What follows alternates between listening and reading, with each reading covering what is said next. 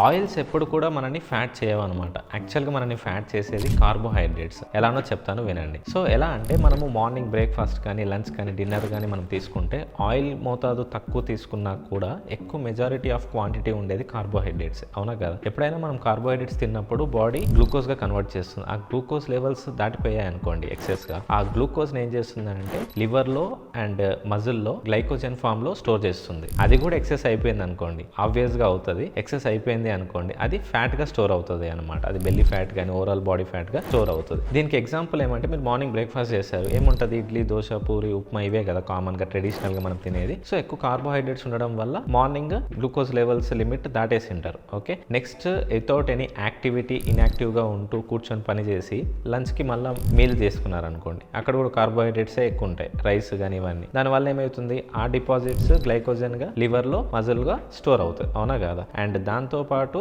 మళ్ళీ night dinner చేస్తాం.